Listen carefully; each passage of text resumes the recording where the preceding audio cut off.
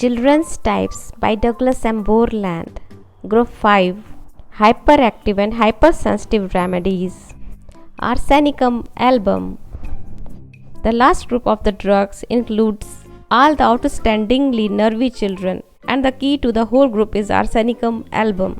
Arsenicum children are possibly the most attractive of the children. They are very highly strung, usually finely made, finely built, often with a very fine skin and fine hair. They are delicate looking children. They are always very nervy, very easily scared, very easily frightened. Anything unusual will frighten them. They are afraid of being left alone in the house, afraid of going out alone, terrified of the dark, and they always have a very vivid imagination.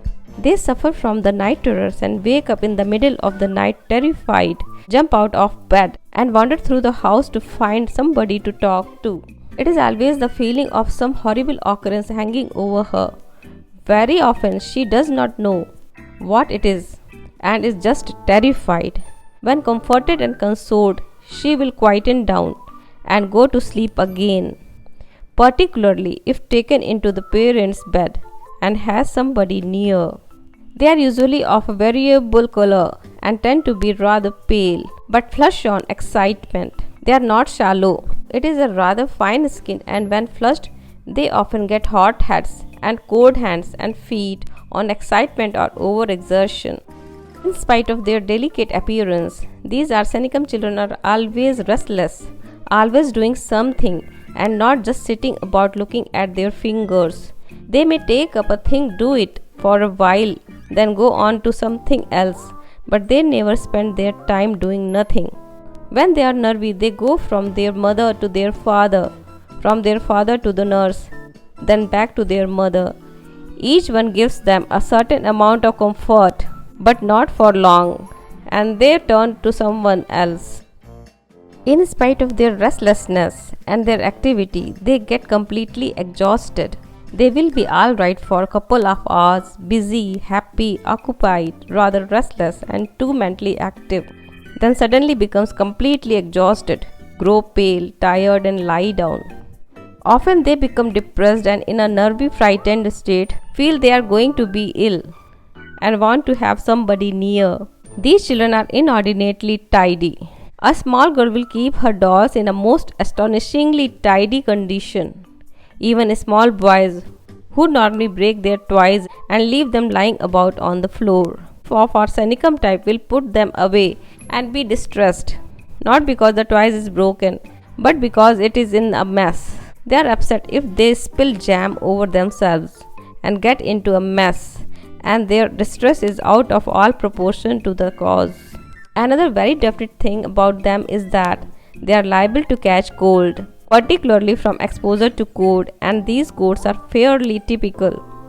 They usually start as an acute coryza with watery excoriating discharge, very violent attacks of sneezing, and a tendency for the cold very rapidly to spread onto the chest.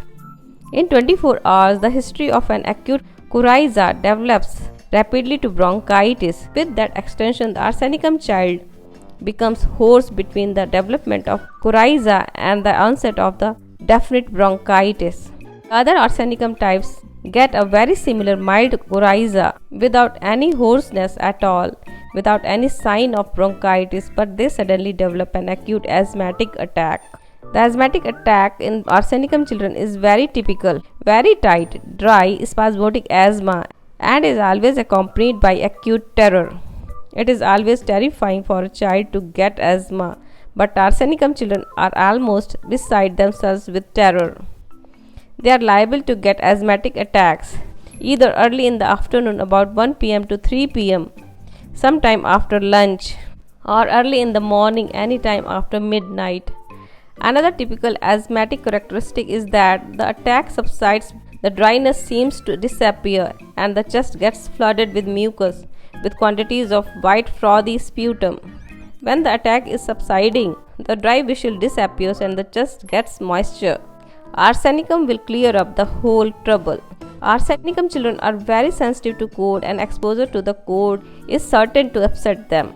It either provokes an acute respiratory attack or an acute digestive attack. These children get digestive upsets very easily from exposure to cold and also from overindulgence in any watery fruit.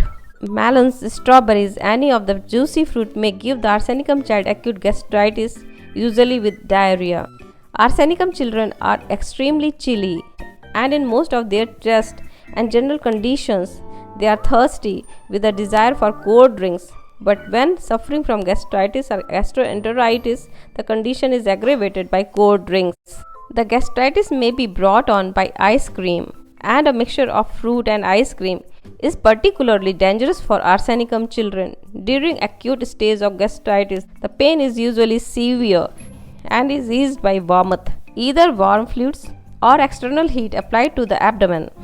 When a child likes warm drinks and is made easier by them, one should not ignore Arsenicum.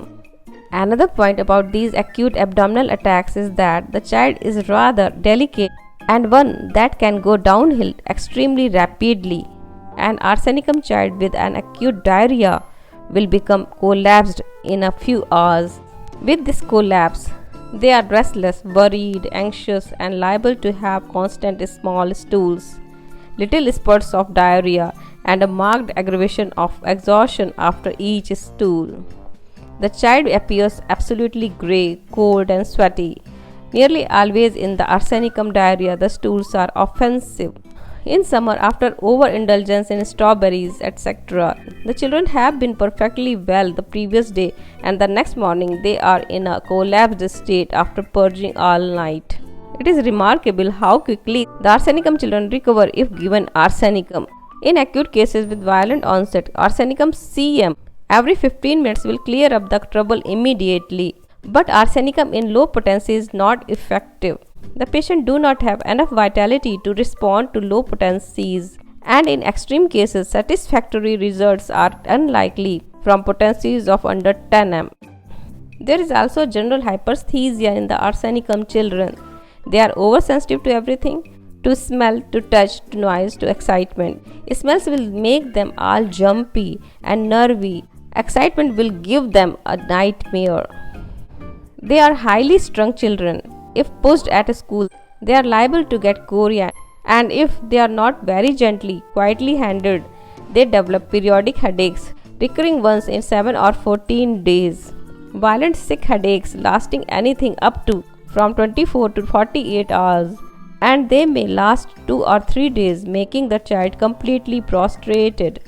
It is always an intense congestive headache with intolerance of noise, light, or disturbance of any kind. And this is one of the Arsenicum contradictions. With these congestive headaches, they want their heads as cool as possible. The child feels its body may be cold, sweaty, and damp. It has extreme nausea.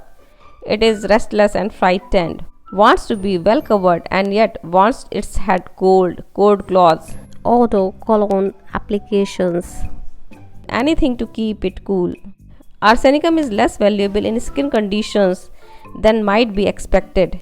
It is more valuable in some of the chronic conditions than in acute dermatitis. The secondary syphilitic eruption is the kind of condition in which Arsenicum is indicated. Alternation of asthma and skin conditions is very definite Arsenicum indication.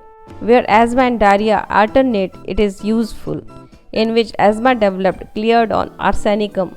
Arsenicum very definitely has these alternations, but more frequently in adults than in children.